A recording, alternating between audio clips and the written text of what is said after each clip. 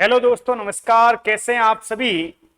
हम राजस्थान भूगोल के अंदर कुछ आरएस मेंस के क्वेश्चनों का डिस्कशन कर रहे हैं।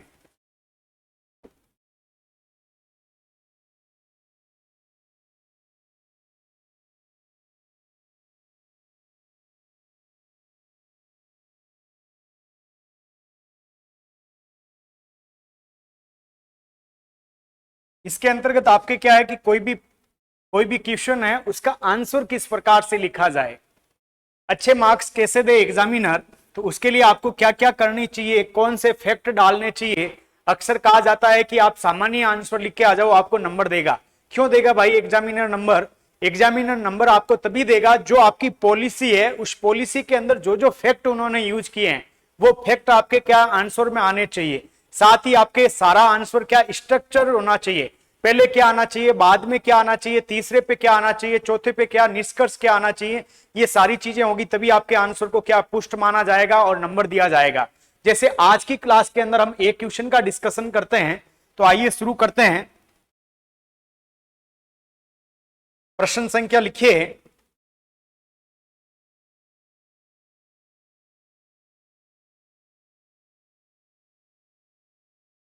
राजस्थान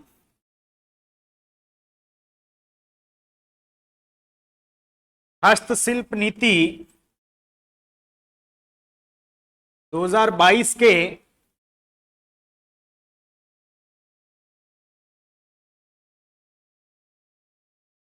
उद्देश्यों के साथ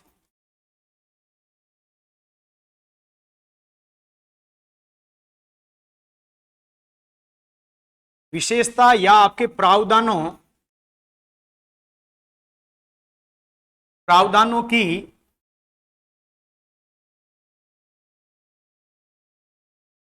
चर्चा कीजिए। अब आपके कौन कौन से वो प्रावधान हैं उसकी आपको क्या करनी है, आप कहेंगे चर्चा करनी है।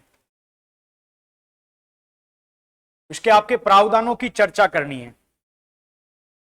अब देखिए ये क्वेश्चन है आपका, 100 शब्दों में लिखना है और 10 अंक में लिखना है। 100 शब्दों में और आपके 2 अंक के, आपका 10 अंक के अंदर इसको आंसर लिखना है। तो देखो सबसे पहले मेरे हिसाब से आपको प्रारूप आना चाहिए। इस क्वेश्चन का आपको क्या आना चाहिए, आप कहेंगे इसका प्रारूप आना चाहिए। सबसे पहले इसका अनुमोदन कब हुआ, इस पॉलिसी के अंदर आपको अनुमोदन की तिथि डालनी है। दूसरा इसकी अवधि डालनी है, आंसर में अवधि होनी चाहिए। तीसरा आपके क्या होने चाहिए, उद्देश्य होने चाहिए, उद्देश्य होने चाहिए। और चौथा आपका इस क्वेश्चन के अंतर्गत क्या होना चाहिए,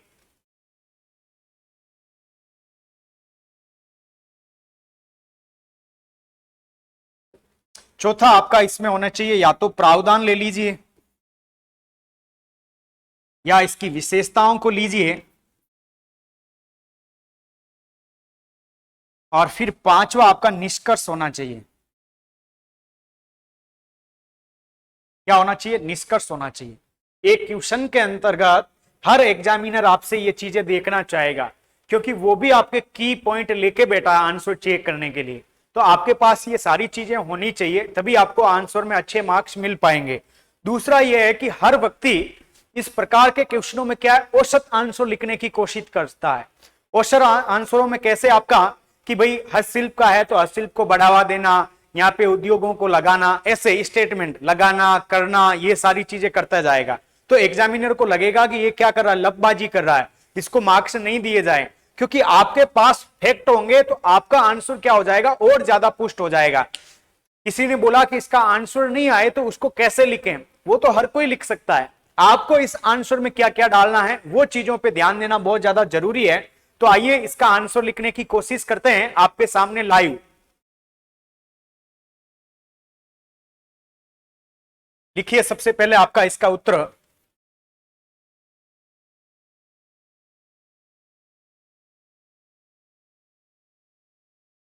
राजस्थान,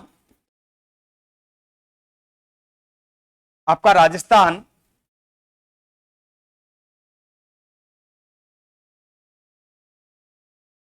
हस्तशिल्प नीति 2022 2022 को नीति 2022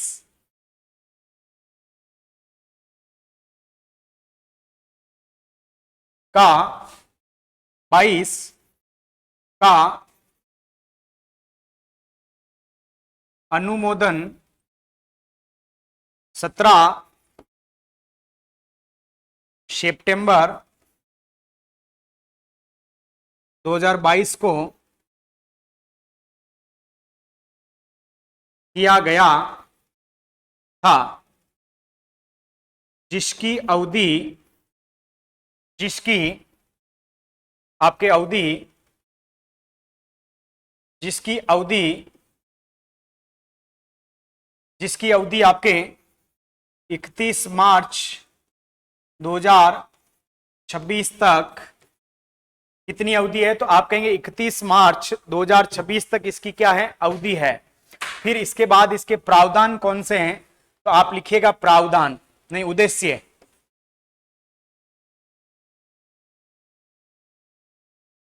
उद्देश्य के अंतर्गत सबसे पहला उद्देश्य आपके राजस्थान के हस्तशिल्प को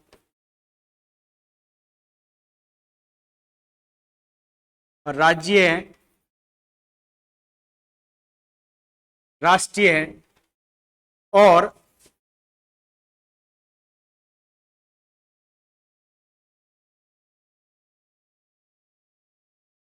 अंतर्राष्ट्रीय स्तर पर आपका राजस्थान के हस्तशिल्प को राज्य, राष्ट्रीय और अंतर्राष्ट्रीय स्तर पर प्रचारित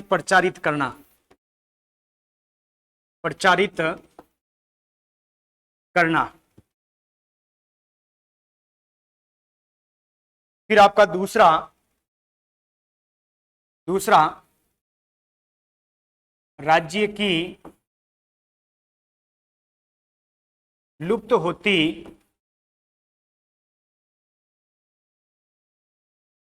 हस्तशिल्प कला को आपका पुनर्जीवित करना।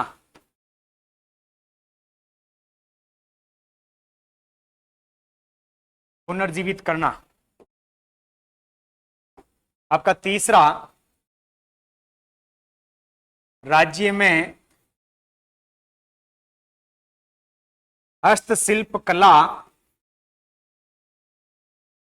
क्षेत्र में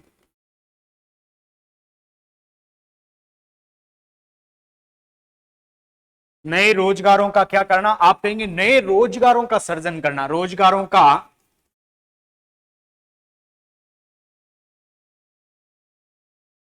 सृजन करना। ये आपके क्या हुआ? राजस्थान हस्तशिल्प पॉलिसी 2022 के उद्देश्य हुए। अब इसके बाद में आपके कौन कौन से वो प्रावधान हैं जो इस पॉलिसी के अंतर्गत आने चाहिए? मुझे लगता है कि इसमें आपका जो 10 नंबर का क्वेश्चन है, तो आपके उद्देश्य तक आपके 3 मार्क्स का क्वेश्चन हुआ। अब आपके आगे वाला मार्क्स 7 नंबर का बचा है। अब उस 7 नंबर के अंदर आपको मार्क्स ज्यादा से ज्यादा कैसे गेन करने हैं? तो लिखिए सबसे पहले प्रावधान या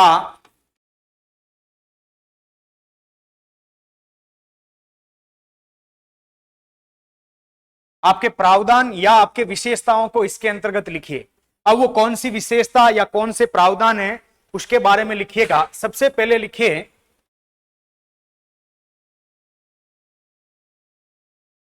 उद्योग और वाणिज्य विभाग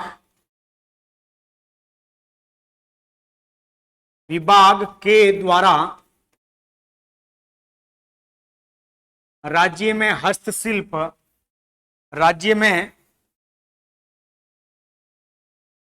हस्तशिल्प और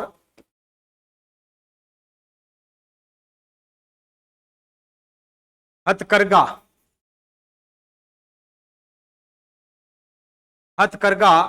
निर्देशालय की स्थापना की जाएगी,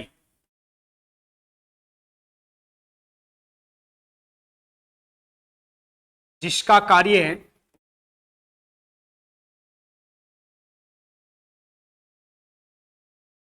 हस्तशिल्प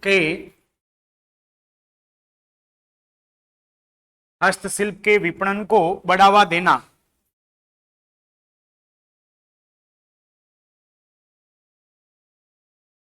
हस्तशिल्प के विपणन को क्या है आपका बढ़ावा देना। अब यहां पे आपको कहां पे अंडरलाइन करनी है,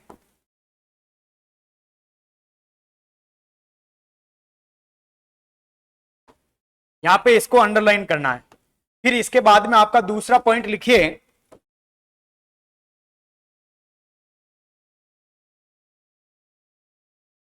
प्रत्येक वर्ष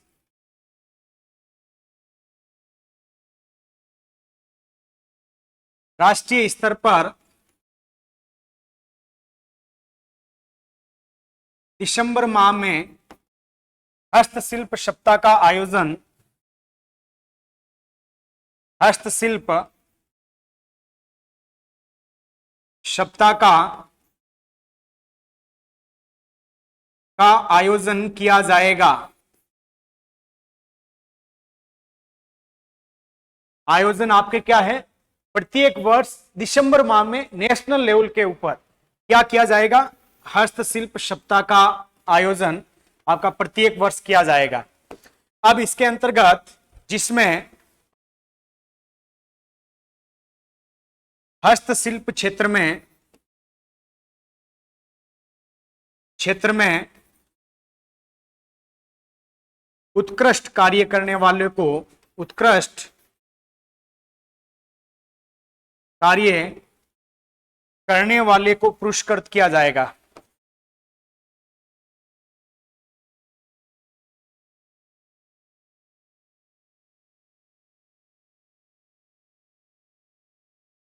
पुरस्कृत किया जाएगा। इसके बाद आपका तीसरा पॉइंट क्या है, राष्ट्रीय या राज्य स्तर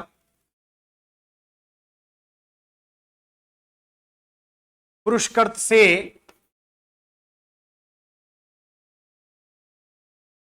सम्मानित कारीगरों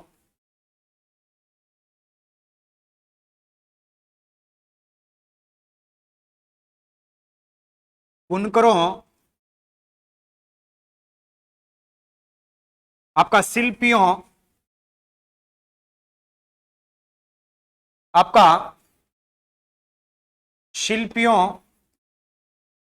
के बच्चों को, आपके शिल्पियों के बच्चों को, शिल्पियों के बच्चों को छात्रवृत्ति योजना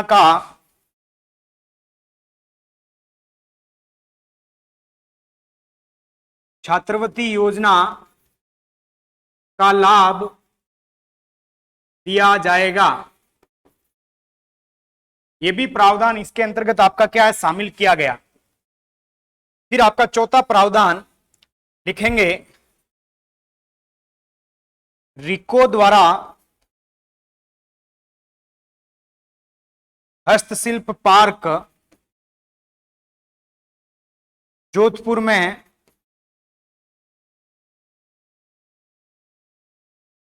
में आपका हस्तशिल्प डिजाइन केंद्र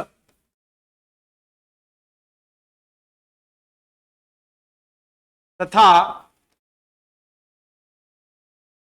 जयपुर के राजस्थान हाट को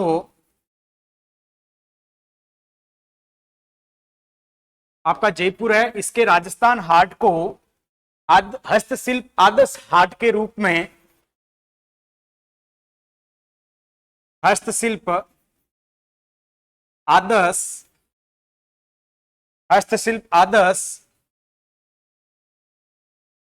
हाट के रूप में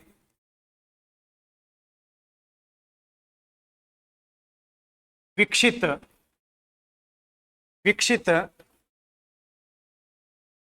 किया जाएगा। फिर इसके बाद आपका पांचवा प्रावधान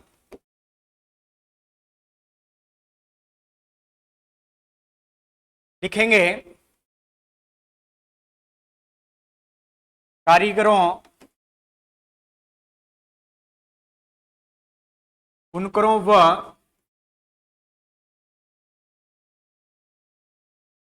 शिल्पियों के द्वारा 8 लाख रुपए तक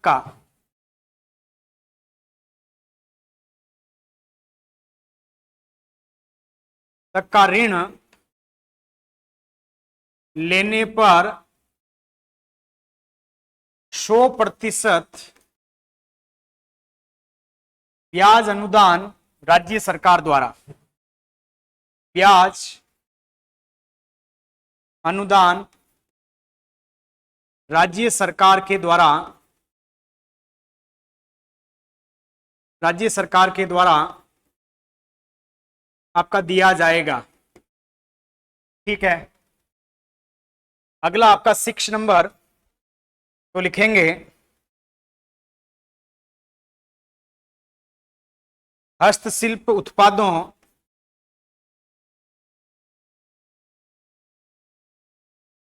बारकोडिंग ISI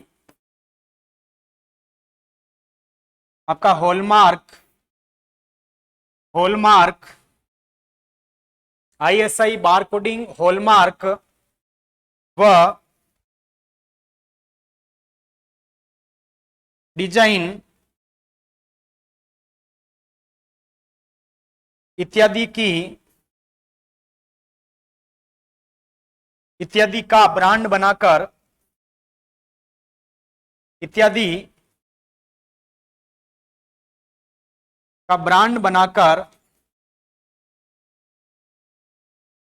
उसके गुणवत्ता संवर्धन का कार्य करना, उसके गुणवत्ता संवर्धन का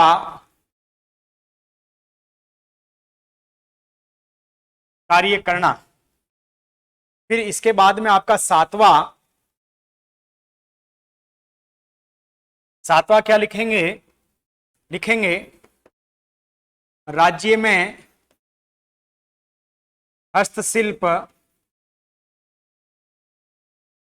उत्पादों के प्रसार एवं विकास के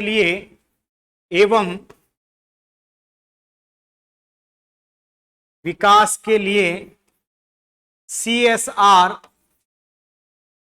के तहत व्यय को अनुमत किया जाएगा, व्यय को अनुमत किया जाएगा। फिर इसके बाद आपका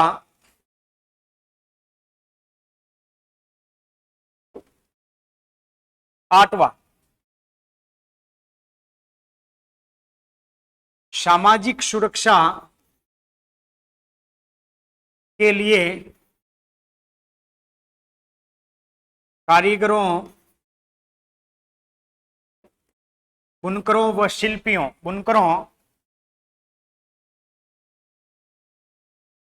शिल्पियों के समूह बीमा तथा प्रधानमंत्री जीवन ज्योति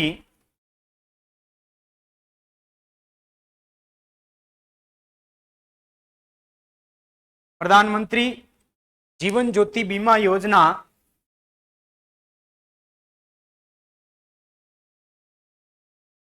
की प्रीमियम राशि राज्य सरकार द्वारा वहन की जाएगी। आपके राज्य सरकार के द्वारा आपके वहन की जाएगी। इसके बाद आपका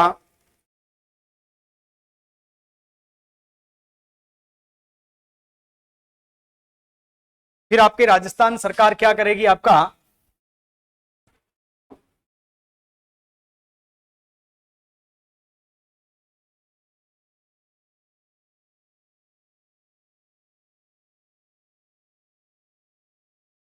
हस्तशिल्प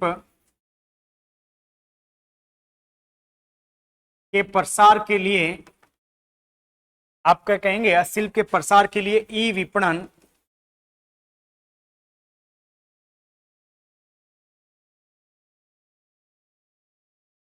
ई मार्केटिंग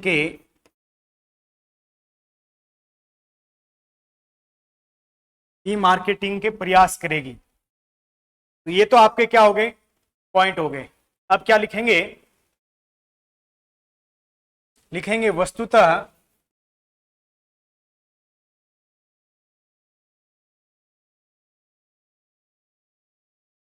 राजस्थान की हस्तकला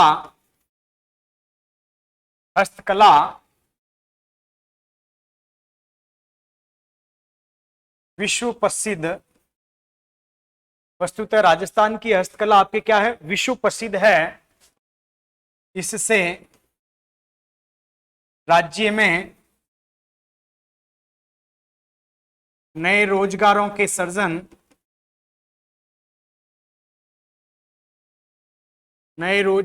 सृजन, स्वावलंबी अर्थव्यवस्था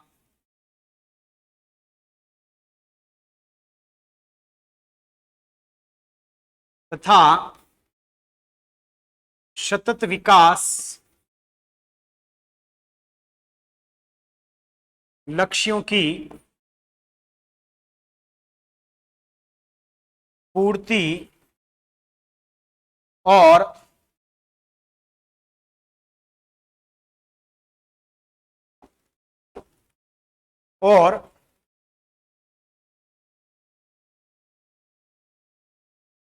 आर्थिक विकास के मार्ग प्रशस्त होंगे। ये आपके क्या है, महत्वपूर्ण रूप से ये क्वेश्चन का आंसर हुआ। अब देखिएगा इसको शुरुआत से, ये आपका क्या है, इसको शुरुआत से देखिएगा। अनुमोदन बताना, अवधि बतानी, उद्देश्य, प्रावधान और आपके निष्कर्ष। तो आप देखिए सबसे पहले हमने क्या बताया, इसकी जो अनुमोदन कब हुआ, तो आप कहेंगे 17 सितंबर 2022 को इसका अनुमोदन हुआ। फिर आपके इसकी अवधि क्या है, 31 मार्च 2026, यहां पे आपको अंडरलाइन करनी है। फिर आपके उद्देश्य को आपका क्या है, अंतरराष्ट्रीय, राज्य और राष्ट्रीय स्तर पर प्रचारित या प्रोत्साहित करना। इसके बाद आपके क्या है, लुप्त होती इसको क्या करना, आपका पुनर्जीवित करना, यहाँ पे लिखा हुआ पुनर्जीवित करना। फिर आपके क्या है, इसमें नए रोजगारों का सृजन करना। विशेषताओं में आपका पहली है हस्तशिल्प और हथकरघा आपका निर्देशालय है, उसकी स्थापना। दूसरा क्या है, हस्तशिल्प सप्ताह का आयोजन करना प्रत्येक वर्ष। तीसरा क्या है, इनके लिए आपके छात्रवृत्ति योजनाओं का, इनके जो बच्चे हैं उनके लिए छात्रवृत्ति योजनाओं का संचालन करना। फिर आपका चौथा है आपका रिको द्वारा एक तो हस्तशिल्प पार्क, फिर आपके जोधपुर में हस्तशिल्प डिजाइन, आपका डिजाइन केंद्र, और जयपुर के अंतर्गत जो राजस्थान हाट था उसको आपका हस्तशिल्प हाट के रूप में क्या करना, विकसित करना। फिर आपके कारीगर यदि 8 लाख रुपए तक का ऋण लेते हैं, कितने रुपए का, 8 लाख का, तो 100% जो ब्याज अनुदान है वो आपके राज्य सरकार के द्वारा दिया जाएगा। किसके द्वारा, राज्य सरकार। फिर आपके इन उत्पादों की गुणवत्ता को संवर्धन करने के लिए उस प्रोडक्ट के ऊपर बार कोडिंग लगा दो, ISI लगा दो, आपका हॉलमार्क लगा दो। फिर आपका क्या है, वन हॉलमार्क, और यहां पे आप लिख सकते हैं वन डिस्ट्रिक्ट, आपका वन डिस्ट्रिक्ट, वन प्रोडक्ट इत्यादि के आपके क्या हॉलमार्क लगा दो। तो उससे क्या होगा, उसकी गुणवत्ता, उसका आपका क्या बन जाएगा, ब्रांड बन जाएगा। और ब्रांड बनने की वजह से उसमें क्या है, आपको पैसा ज्यादा मिलेगा, उसकी गुणवत्ता का संवर्धन हो जाएगा। फिर आपके उत्पादों के लिए आपका विकास के लिए CSR को आपका क्या अनुमत है, इसके तहत आप पैसे को खर्च कर सकते हैं। फिर आपके इनका समूह बीमा किया जाएगा सभी का। फिर आपका प्रधानमंत्री जो जीवन ज्योति बीमा योजना है उसकी जो प्रीमियम राशि है वो पूरी की पूरी राजस्थान सरकार उसको वहन करेगी। और इसके बाद में आपका क्या है, ई विपणन के और ई मार्केटिंग के प्रयास राजस्थान सरकार के द्वारा किया जाएगा। वस्तुतः राजस्थान की जो हस्तकला है वो आपके विश्व प्रसिद्ध है। इससे राज्य में नए रोजगारों का सृजन होगा, स्वावलंबी अर्थव्यवस्था का विकास होगा, क्योंकि हमारे प्रोडक्ट हम खुद ही बना रहे हैं। साथ ही साथ आपका सतत विकास लक्ष्यों की पूर्ति होगी, क्योंकि इससे क्या है, रोजगारों का सृजन हो जाएगा। और रोजगारों का सृजन होने की वजह से क्या होगा, आप कहेंगे रोजगारों का सृजन हो गया, रोजगारों के सृजन से आपका क्या होगा, गरीबी, लोगों के पास पैसे आएंगे, पैसे आने की वजह से वो अपना क्या है, स्वास्थ्य की जांच, एजुकेशन पे खर्च करेंगे, तो उसे क्या सतत विकास लक्ष्य, आपके 17 आपके लक्ष्य हैं, उसकी पूर्ति होगी। फिर आपके क्या, आपका जो हस्तशिल्प कला है, इस कला का विकास आपके क्या, लोग आपके घरों के अंदर बैठ के आपके हाथों से करते हैं, तो इस वजह से आपके इंडस्ट्री की तरह तो है नहीं, तो इससे पोल्यूशन भी नहीं होगा, तो इससे भी सतत विकास लक्ष्यों की क्या है, तो आप कहेंगे पूर्ति होती है, इससे भी सतत विकास लक्ष्यों की आपके पूर्ति हो जाएगी। फिर आपका आर्थिक विकास होगा। मैं यहां पे आर्थिक समृद्धि की बात नहीं कर रहा हूं, आर्थिक विकास की बात कर रहा हूं। कहने का मतलब यह कि आर्थिक विकास किसे कहते हैं, कि आपका आर्थिक समृद्धि के साथ साथ लोगों का सामाजिक राजनीतिक विकास हो, लोग अपने निर्णय स्वयं लेने पाए, लोगों का समावेशी समावेश हो, सामाजिक समावेश, राजनीतिक समावेश हो, उस विकास का मार्ग भी इस पॉलिसी के द्वारा आपका क्या है, प्रशस्त होगा। तो आपके सारे डायमेंशन से आंसर लिखना है। आप जिस शब्द को लिख रहे हो उसके बारे में आपको क्योंकि के बारे में पता होना चाहिए, तभी आपका आंसर क्या होगा, अच्छा होगा, अच्छे मार्क्स दिलवाएगा। कल मिलते हैं अगले नए क्वेश्चन के साथ। आप सभी का बहुत बहुत धन्यवाद। जय हिंद, जय भारत।